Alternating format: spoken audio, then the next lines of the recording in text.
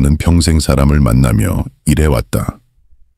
현장에서 사람을 보고, 회의실에서 사람을 보고, 조용한 자리에서도 사람을 보았다. 젊은 날의 나는 누구보다 빨리 뛰어야 한다고 믿었다. 성과가 곧 존재의 증명이고 속도가 나의 가치를 말해준다라고 생각했다. 그러나 세월이 흐르고 내가 중년이라는 문턱을 지나면서 나는 완전히 다른 진실 앞에 멈춰 서게 되었다.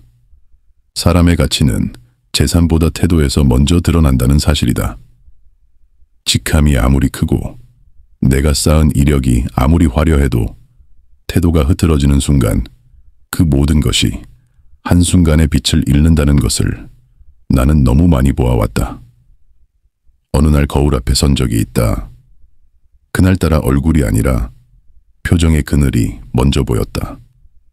눈빛이 조금 무거웠고 말투가 어딘가 날카로웠으며 마음의 여유가 흔들리고 있었다. 그때 나는 알았다. 중년은 나이를 먹는 시기가 아니다. 중년은 마음이 얼굴에 드러나는 시기다. 젊을 때는 어설퍼도 괜찮다. 열정으로 덮을 수 있고 체력으로 버틸 수 있다. 그러나 중년은 다르다. 작은 표정 하나, 가벼운 말 한 줄, 눈길을 주는 방식 하나가 그 사람의 인생의 결을 그대로 드러낸다. 나는 일하면서 수많은 직원과 수많은 거래처를 만났다. 능력은 뛰어나지만 말투 하나로 신뢰를 잃은 사람도 있었고 겸손하지만 태도 하나로 끝까지 기억에 남는 사람도 있었다. 세월은 능력보다 태도를 먼저 드러낸다. 능력은 배울 수 있지만 태도는 살아야 얻을 수 있다. 나는 내 삶을 돌아보며 가장 후회되는 순간을 떠올려 보았다. 실패한 사업이 아니라 흐트러진 태도로 사람의 마음을 놓쳐버린 순간이었다. 아무리 큰 성공도 한순간에 오만을 이기지 못한다는 사실을 나는 그때 절실히 배웠다. 중년이 되면 명함의 무게가 줄어든다. 지위가 높아도 그 지위가 나를 지켜주지 않는다. 사람들은 더 이상 나의 숫자를 보지 않는다. 나의 말투를 보고, 나의 표정을 보고, 내가 어떤 마음으로 살아가는지를 본다. 그래서 나는 중년에 들어서면서 하루를 시작하기 전 반드시 마음을 정리했다. 오늘의 말투는 어떤가? 오늘의 표정은 어떤가? 오늘의 태도는 나를 대표할 수 있는가? 조용히 스스로에게 묻곤 했다. 나는 후배들에게 늘 말했다. 젊을 땐 실력으로 선택받지만 중년부터는 태도로 판단받는다. 실력은 빠르게 쌓이지만 태도는 천천히 스며든다. 그 천천함이 사람의 깊이가 되고 그 깊이가 결국 사람의 신뢰가 된다. 중년은 그동안 쌓인 모든 선택이 얼굴과 말투와 행동에 스며드는 시기다. 그렇기에 오늘의 태도가 반드시 내일의 나를 만든다. 나는 지금도 하루를 시작하기 전에 아주 짧은 시간을 들여 스스로에게 조용히 묻는다. 오늘 나는 어떤 태도로 살아갈 것인가? 그 질문에 정직하게 답할 줄 아는 사람만이 세월 앞에서도 흔들리지 않는다. 중년은 숫자가 아니다. 중년은 태도다. 그리고 그 태도는 평생 나를 떠나지 않는 그림자처럼 마지막 순간까지 나를 따라온다. 이것이 내가 얻은 첫 번째 진실이다. 나는 옷을 단순히 몸을 가리는 천으로 보지 않는다. 옷은 나의 태도를 말없이 드러내고 내가 하루를 어떤 마음으로 살아가려 하는지 가장 먼저 알려주는 신호다. 사람은 누구나 말로 자신을 설명하려 하지만 실제로는 말보다 먼저 옷차림이 상대의 눈에 들어간다. 그 옷이 깔끔한지, 색이 조화로운지, 구김은 없는지 그 작은 요소들이 합쳐져 그 사람의 마음가짐을 보여준다. 나는 젊은 시절부터 한 가지 습관을 버리지 않았다. 아무도 보지 않는 날에도 단정히 입는 것. 남이 볼 때만 꾸미는 사람은 자신을 위해 살지 않는다. 시선이 사라지면 태도도 사라지고 그런 사람은 중요한 순간에 무너진다. 나는 일하며 참 많은 사람을 보아왔다. 값비싼 양복을 걸쳤지만 마음은 무너져 있는 사람. 겉모습은 화려했지만 옷차림에서 묻어나오는 태도의 흐트러짐 때문에 신뢰를 얻지 못한 사람. 반대로 비싸지 않은 셔츠를 입었지만 깨끗하게 다림질되어 있었고 구두 한 켤레를 끝까지 책임감 있게 관리하며 스스로를 존중하는 마음을 잃지 않은 사람도 있었다. 그런 사람은 말하기 전부터 이미 태도로 신뢰를 얻었다. 나는 늘 이렇게 느꼈다. 옷은 사람을 바꾸지 않지만 옷에 들이는 정성은 반드시 태도를 바꾼다. 구두를 닦는 시간은 짧다. 하지만 그 짧은 정성이 오늘을 대하는 내 마음을 세운다. 셔츠를 다림질하는 일은 사소하다. 그러나 그 사소함이 말투와 행동의 결을 단단하게 만든다. 옷은 결국 마음의 연장이다. 허둥대는 사람은 옷도 흐트러져 있고 마음이 무거운 사람은 단추 하나조차 제대로 잠그지 못한다. 겉모습이 전부는 아니지만 겉모습을 돌보지 않는 마음은 반드시 어딘가에서 흔들린다. 나는 그것을 수없이 보았다. 중년에 필요한 것은 화려함이 아니다.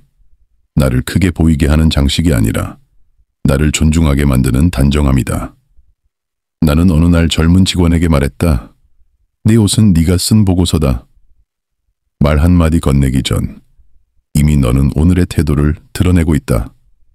실제로 나는 중요한 자리에서 멋진 말을 하는 사람보다 조용히 옷매무새를 고치는 사람을 더 신뢰했다. 그 짧은 행동 속에는 스스로를 다루는 태도, 타인을 대하는 예의, 일을 대하는 마음이 함께 담겨 있었다. 중년의 옷차림은 기술이 아니라 태도다. 과장하지 않고 허세를 부리지 않고 스스로를 존중하는 마음으로 고르는 옷. 그 옷이 오늘의 나를 만들고 그 나가 다시 인생의 방향을 정한다. 나는 매일 아침 옷장을 열 때마다 조용히 묻는다. 이 옷은 오늘의 나를 대표할 수 있는가? 그 질문에 부끄럽지 않은 선택을 할 때 삶은 정리되고 태도는 바로 서며 품격은 조용히 쌓여간다. 옷은 단순한 천이 아니다. 옷은 마음의 언어다. 그리고 그 언어는 한 사람의 인생을 끝까지 따라다닌다. 나는 나이가 들수록 한 가지 사실을 더 깊이 깨달았다. 사람의 인생을 바꾸는 것은 능력이 아니라 말이었다. 말투는 습관처럼 흘러나오지만 그 말투가 쌓여 결국 그 사람의 품격이 된다. 젊을 때는 말을 빨리 해야 유능해 보인다고 믿었다. 회의 자리에서 먼저 의견을 던지고 상대의 말을 끝까지 들으려 하지 않고 결론을 서둘러 내리는 것이 능력의 증거라 착각했다. 그러나 세월이 흐르면서 나는 정반대의 진실을 보게 되었다. 말이 많을수록 신뢰는 줄고 말이 무거울수록 사람은 존중을 받았다. 사람의 깊이는 목소리의 크기에서 드러나지 않고 말 사이의 침묵에서 드러난다. 나는 수없이 많은 회의를 주재했다. 각자 의견이 부딪히고 감정이 흐르고 판단이 흔들리는 자리에서 나는 한 가지 공통점을 보았다. 진짜 책임 있는 사람은 말을 아꼈다. 목소리를 낮추고 상대를 끊지 않았으며 잠시 생각할 시간을 허락했다. 그 짧은 침묵 속에는 상대에 대한 존중, 내용에 대한 숙고, 그리고 내 감정에 대한 절제가 함께 있었다. 반면 말을 서두르는 사람일수록 상대를 이해하지 못했고 자신의 감정에 휘둘렸으며 오히려 스스로의 그릇을 좁혔다. 나는 어느 순간부터 말이 아니라 말이 나온 마음을 보기 시작했다. 그 마음이 서두르고 있다면 그 말은 날카롭게 흘러나왔다. 그 마음이 불안하다면 그 말은 방어적으로 튀어올랐다. 그 마음이 여유롭다면 그 말은 조용히 사람의 마음을 움직였다. 말이란 결국 내면의 온도를 드러내는 창문이었다.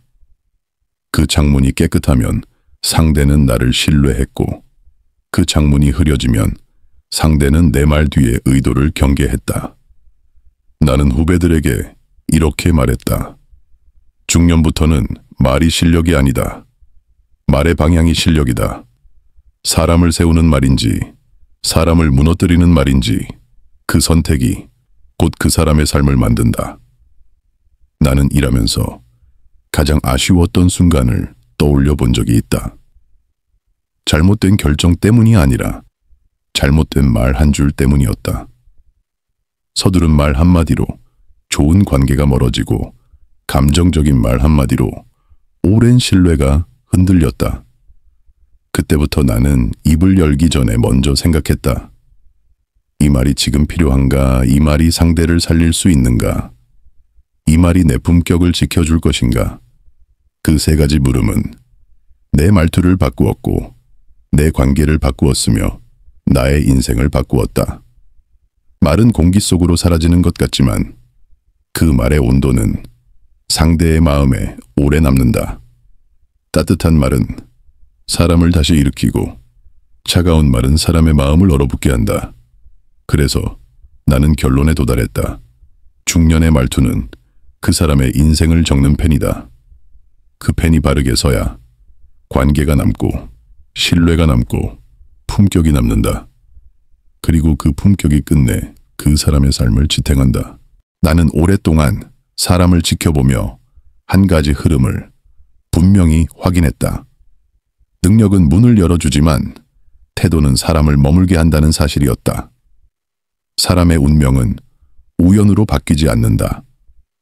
기회가 찾아오는 것처럼 보이지만 실은 태도가 기회를 끌어당긴다. 좋은 태도는 좋은 사람을 불러오고 거친 태도는 결국 거친 관계만 남긴다. 나는 사업을 하며 수없이 많은 인연을 만들고 놓아보았다. 처음에는 능력이 뛰어난 사람에게 마음이 갔다. 실적이 좋고 해결력이 빠르고 말이 분명한 사람이 믿음직해 보였다. 하지만 시간이 흐르면서 나는 기준을 완전히 바꾸게 되었다. 능력은 순간을 빛내지만 태도는 시간을 견딘다. 진짜 인연은 능력으로 남지 않고 태도로 남는다. 나는 어느 날 한 직원을 만났다. 그는 실수도 많았고 일의 속도도 빠르지 않았다. 그러나 한 번도 변명하지 않았고 조용히 다시 일어섰으며 상대의 얼굴을 보며 끝까지 듣는 태도를 잃지 않았다. 그런 사람은 느리지만 절대로 뒤로 가지 않는다. 그의 태도는 주변 사람을 편안하게 만들었고 그 편안함이 신뢰가 되었다. 결국 나는 능력 있는 사람보다 태도가 바른 사람을 더 오래 곁에 두게 되었다. 반대로 처음에는 능력으로 앞서 나가던 이들도 있었지만 작은 말투에 오만 사소한 상황에서 드러나는 불편한 태도 상대를 가볍게 여기거나 감정을 제어하지 못하는 모습 때문에 결국 신뢰를 잃어갔다. 나는 그 장면을 수없이 보았다. 사람은 결국 태도대로 산다. 태도대로 관계를 맺고 태도대로 평가받고 태도대로 인생의 방향이 갈라진다. 운은 보이지 않는다. 그러나 운은 분명히 사람 사이를 움직인다. 그리고 그 우는 태도가 좋은 사람 곁에 머물고 태도가 흐트러진 사람 곁을 떠난다. 나는 후배들에게 자주 말했다. 사람을 잘못 곁에 두는 것은 내 운까지 갉아먹는 일이다. 반대로 좋은 태도를 가진 사람과 함께하면 그 사람의 태도가 내 삶을 살리고 내 인생을 넓힌다. 태도는 단순한 성격이 아니다. 태도는 선택이다. 나는 이 사실을 뒤늦게 깨달았다. 감정이 올라올 때 조금 더 기다릴지, 상대가 서툴러도 한 번 더 귀를 기울일지, 나의 기준이 맞더라도 상대의 입장을 헤아릴지, 이 작은 선택들이 사람을 남기고 관계를 살리고 기회를 끌어오는 힘이 되었다. 태도가 바로 서면 삶의 흐름이 달라진다. 사람이 바뀌고 말투가 바뀌고 관계의 온도가 바뀐다. 그리고 그 온도가 운명을 바꾼다. 나는 이제 확신한다. 태도는 인생을 움직이는 조용한 힘이다. 눈에 보이지 않지만 그 힘은 시간 앞에서 누구보다 강하다. 사람의 운명은 재능이 아니라 태도가 결정한다. 이것이 내가 인생에서 얻은 가장 중요한 통찰 중 하나이다. 나는 사람의 관계가 무너지는 장면을 셀 수 없이 많이 보았다. 눈에 띄는 큰 사건 때문이 아니었다. 대부분은 아주 작은 온도의 차이에서 시작되었다. 말 한 줄의 차이 표정, 하나의 차이 기다려주는 마음이 있는지 없는지 그 미세한 온도가 관계의 방향을 갈라놓았다. 사람과 사람 사이를 이어주는 것은 계산이 아니다. 온도다. 나는 그 사실을 너무 늦게 배웠지만 한 번 배우고 나서는 결코 잊지 않았다. 나는 사업을 하며 많은 만남과 이별을 반복했다. 처음에는 이렇게 생각했다. 좋은 사람은 능력 있는 사람이고 나쁜 사람은 무능한 사람이라고. 그러나 관계를 오래 지켜보면서 나는 전혀 다른 결론에 닿았다. 능력이 부족해도 따뜻한 사람은 오래 남는다. 능력이 뛰어나도 차가운 사람은 오래 가지 못한다. 나는 한 거래처 직원을 기억한다. 그는 실수도 있었고 말도 유창하지 않았지만 상대의 입장을 먼저 생각했고 자신의 잘못을 숨기지 않았고 다른 사람에게 덕을 세우는 것을 진심으로 기뻐하는 사람이었다. 그런 사람은 관계의 온도를 따뜻하게 만들었다. 그 온도가 쌓이자 그는 어떤 자리에 있어도 사람들로부터 자연스럽게 신뢰를 얻었다. 반면 능력은 뛰어났지만 말투가 건조하고 관계를 숫자로 계산하며 상대의 마음을 헤아릴 줄 몰랐던 사람도 있었다. 그는 일에서는 성과를 냈지만 사람에게서는 성과를 내지 못했다. 그의 주변에는 많은 사람이 모였지만 그 사람들은 오래 머물지 않았다. 그들의 발걸음이 떠나는 소리에서 나는 한 가지 진실을 들었다. 관계는 실력이 아니라 온도로 유지된다는 것. 나는 어느 날 회식 자리에서 한 직원이 조용히 말하던 장면을 기억한다. 회장님, 저는 능력이 부족하다고 느낄 때가 많습니다. 하지만 저는 사람에게 따뜻한 사람이 되고 싶습니다. 그 말은 허세가 아니라 삶에 대한 그의 태도였다. 그 말을 듣고 나는 생각했다. 사람은 결국 자신에게 없는 능력을 탓하지만 사실 부족한 것은 능력이 아니라 온기일 때가 많다고.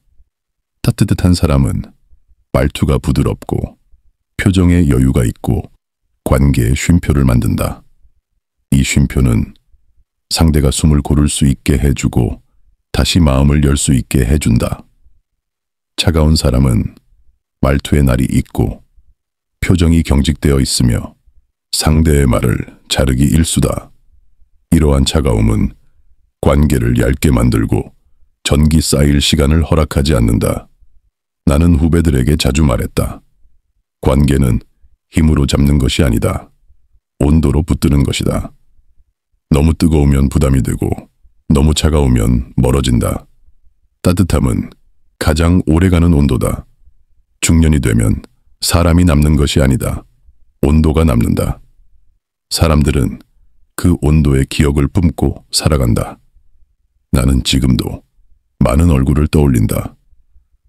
말 한마디로 마음을 밝혀준 사람, 짧은 배려로 하루를 바꿔준 사람, 묵묵히 신뢰를 지켜준 사람, 그들의 온도가 나를 이 자리까지 데려왔다. 그리고 나는 이제 확신한다. 관계는 계산으로 유지되지 않는다. 관계는 온도로 유지된다. 그 온도를 세우는 사람이 끝내 인생을 지킨다. 나는 오랫동안 모임 자리를 지켜보며 한 가지 사실을 분명히 보았다. 사람의 품격은 화려한 자리에서 드러나지 않는다. 오히려 사소한 모임, 편안한 식사 자리, 술 한 잔이 오가는 자리에서 드러난다. 중년이 되면 관계의 모습이 바뀐다. 젊을 때는 떠들썩한 분위기 속에서 서로의 꿈과 목표를 이야기하지만 중년의 모임에서는 사람의 말투와 태도에 인생이 드러난다. 나는 그 자리에서 절대 해서는 안 되는 4가지 행동을 보았다. 이 4가지는 순식간에 품격을 무너뜨리고 오랫동안 쌓아온 신뢰까지 흔들어 버린다. 첫째, 돈을 기준으로 사람을 나누는 행동이다. 나는 숱하게 보았다. 술값을 몇 번 냈다는 이유로 자신이 우위에 서 있다고 착각하는 사람을, 계산을 자신이 했다는 사실을 저울처럼 들어 보이며 관계의 무게를 재려는 사람을. 그러나 나는 알고 있었다. 돈으로 유지되는 관계는 돈이 빠지는 순간 함께 무너진다는 것을. 조용히 계산서를 챙기고 그 사실을 자랑하지 않는 사람이 끝내 사람을 얻는다. 둘째 자식의 성취를 경쟁처럼 늘어놓는 행동이다. 나는 동창 모임에서 이 말을 셀 수 없이 들었다. 우리 아들은 대기업에 들어갔다. 우리 딸은 해외에서 공부한다. 그 말 끝에 누군가가 조용히 웃음을 지우고 잔을 비우는 모습을 나는 수없이 보았다. 자랑은 말하는 사람의 기쁨이지만 듣는 사람에게는 상처가 될 때가 많다. 특히 중년의 사람들은 자식 문제로 깊은 고민을 안고 있는 경우가 많기에 그 자랑 한 줄이 누군가의 마음을 무너뜨리기도 한다. 나는 후배들에게 말했다. 자식의 성취보다 자식의 마음을 걱정하는 부모가 품격 있는 부모다. 셋째 배우자나 가정을 자랑의 장식으로 사용하는 행동이다. 행복해 보이는 부부가 있다. 그 자체는 아름답다. 그러나 그 행복을 반복해 드러내는 순간 그 자리는 더 이상 모임이 아니라 잔잔한 과시에 가깝게 변한다. 행복은 소리로 증명되는 것이 아니다. 행복은 조용히 빛나는 것이다. 나는 수없이 보았다. 가정을 자랑하는 사람보다 가정을 지키는 사람의 표정이 훨씬 더 깊고 단단했다. 넷째 험담으로 공감을 얻으려는 행동이다. 사람들은 종종 이렇게 착각한다. 같이 누군가를 비난하면 우리는 한편이 된다고. 그러나 험담은 가장 값싼 유대의 방식이다. 오늘 험담을 함께한 사람은 내일 또 다른 자리에서 나를 주제로 삼는다. 나는 험담이 시작되는 순간 조용히 말을 아끼거나 자리의 흐름을 바꾸었다. 그 침묵 하나가 내 품격을 지켜주었고 내 관계를 지켜주었다. 좋은 모임에는 공통점이 있다. 그곳에는 따뜻한 말이 흐르고 인정이 오가며 웃음이 머문다. 나쁜 모임에도 공통점이 있다. 뒷말이 흐르고 비교가 오가고 사람의 마음을 무겁게 한다. 나는 후배들에게 자주 말했다. 중년 이후의 모임은 경쟁의 장이 아니다. 품격의 연습장이다. 무엇을 말할지보다 무엇을 말하지 않을지가 더 중요한 시기다. 모임의 자리에서 이 네 가지를 지킬 수 있다면 그 사람은 이미 품격 있는 어른이다. 그리고 그 품격은 어떤 명함보다 오래 남는다. 나는 시간이 흐를수록 사람의 깊이는 말솜씨에서 드러나지 않고 듣는 태도에서 드러난다는 사실을 깨달았다. 젊을 때는 말을 잘해야 인정받는다고 믿었다. 빠르게 의견을 말하고 논리적으로 설득하고 상대보다 한 걸음 앞서야 유능해 보인다고 착각했다. 그러나 중년에 들어서면서 나는 전혀 다른 장면을 보게 되었다. 말을 많이 하는 사람일수록 사람의 마음을 얻지 못했고 말을 적게 하지만 귀를 열어 듣는 사람일수록 신뢰를 차곡차곡 쌓았다. 사람들은 말로 설득되지 않는다. 사람들은 경청으로 설득된다. 상대가 내 말에 귀를 기울여 줄 때 비로소 마음이 열린다. 그 마음이 열리는 순간 관계는 물 흐르듯 자연스럽게 깊어진다. 나는 회의를 이끌면서 두 종류의 사람을 보았다. 남의 말을 끊으며 자기 생각만 말하는 사람. 표정이 굳어있고 상대의 말을 기다리지 못하고 자신의 결론을 먼저 내리는 사람. 그들은 결국 사람의 마음을 닫게 만들었다. 반면 말을 아끼고 고개를 끄덕이며 상대의 말 끝까지 들어주는 사람도 있었다. 그들은 조용했지만 말보다 더 큰 존재감을 남겼다. 그들이 발언을 시작하면 모두가 자연스럽게 귀를 기울였다. 경청은 말보다 강한 영향력을 가지고 있었다. 나는 어느 날 한 신입 직원을 만났다.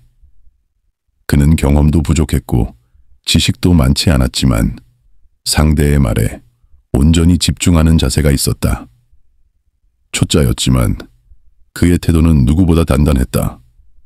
일을 배울 때도 메모를 하고 모르겠다는 말 대신 다시 한번 설명해달라고 정중히 요청했다. 그런 사람은 실력이 천천히 자라지만 신뢰는 빠르게 자랐다. 신뢰가 쌓이자 그는 어느 순간 누구보다 중요한 역할을 맡고 있었다. 나는 그 모습을 보며 깨달았다. 듣는 귀가 사람의 그릇을 결정한다는 사실을.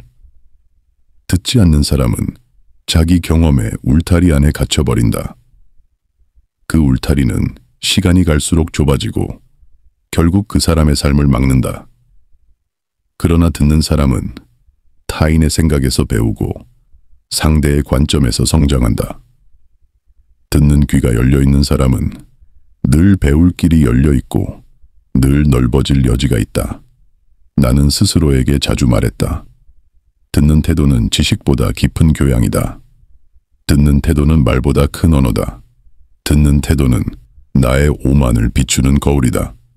감정이 올라올 때, 말을 끊고 싶을 때, 내가 옳다고 확신할 때, 그 순간 고개를 끄덕이며 듣는 사람. 그 사람이 결국 가장 큰 신뢰를 얻는다. 중년은 말로 평가받지 않는다. 귀로 평가받는다. 어떤 말을 했는지보다 어떤 마음으로 들었는지가 그 사람의 인생을 말해준다. 나는 지금도 회의를 시작하기 전 스스로에게 조용히 다짐한다. 오늘은 말보다 더 깊이 들어야 한다. 그 다짐 하나가 관계를 살리고 사람을 남기고 내 인생의 깊이를 만든다. 듣는 귀가 있는 사람, 그 사람이 끝까지 살아남는다. 나는 수십 년 동안 사람을 이끌고 회사를 운영하며 가정이 얼마나 중요한지, 그리고 그 가정을 지키는 힘이 무엇인지 뒤늦게 깨닫게 되었다. 젊을 때 나는 가정보다 일이 먼저라고 믿었다. 성과를 내야 했고 회사를 키워야 했고 경쟁에서 뒤처지지 않기 위해 세상의 속도에 맞춰 달려야 한다고 생각했다. 그러나 세월이 흐르면서 나는 분명한 진실을 보았다. 가정이 불안하면 사람은 반드시 흔들린다. 아무리 뛰어난 능력을 가져도, 아무리 커다란 목표를 향해 달려가도 가정이라는 뿌리가 흔들리면 그 사람의 마음은 불안해지고 결국 일에서도 중심을 잃는다. 나는 그런 사람을 너무 많이 보았다. 일에서는 누구보다 성실했지만 가정에서는 감정을 제어하지 못해 작은 말다툼으로 마음을 닫아버린 사람. 겉으로는 강해 보였지만 집에 돌아가면 깊은 피로와 설명할 수 없는 허무에 무너진 사람. 그들은 결국 일에서도 집중을 잃고 사람과의 관계에서도 흔들렸다. 나는 그 모습을 보며 한 가지 결론에 닿았다. 가정을 지키는 핵심은 사랑이 아니라 절제였다. 사랑은 뜨겁지만 절제는 깊다. 사랑은 감정이지만 절제는 태도다. 중년이 되면 감정은 쉽게 요동친다. 책임이 많아지고 몸은 지치고 마음의 균형도 흔들리기 쉽다. 그래서 중년에게 필요한 것은 감정을 표출하는 힘이 아니라 감정을 다스리는 힘이다. 나는 어느 날 한 임원의 이야기를 들었다. 그는 일에서는 냉철했지만 가정에서는 늘 분노를 억누르지 못했다고 했다. 집에 돌아오면 작은 말 한 줄에도 예민했고 피곤하다는 이유로 상대의 마음을 헤아리지 못했다. 그러던 어느 날 그의 아내가 조용히 말했다. 나는 당신이 회사에서 어떤 사람인지 모르지만 나는 당신을 깊이 이해해야 하는 사람이다. 그 말은 꾸짖음이 아니라 오랜 슬픔이 담긴 마음의 무게였다. 그날 이후 그는 말했다. 절제가 사람을 지키는 것이 아니라 관계를 지킨다는 사실을 알게 되었다고. 나는 그의 변화를 보며 절제가야말로 중년의 품격이며 가정을 지키는 마지막 울타리라는 것을 다시 확신했다. 가정은 소리 없이 무너지고 조용히 지켜진다. 큰 사건이 아니라 작은 말투 하나, 작은 배려 하나, 작은 침묵 하나가 가정의 분위기를 만든다. 중년은 가정에서 어떤 태도로 있는지가 그 사람의 삶을 결정하는 시기다.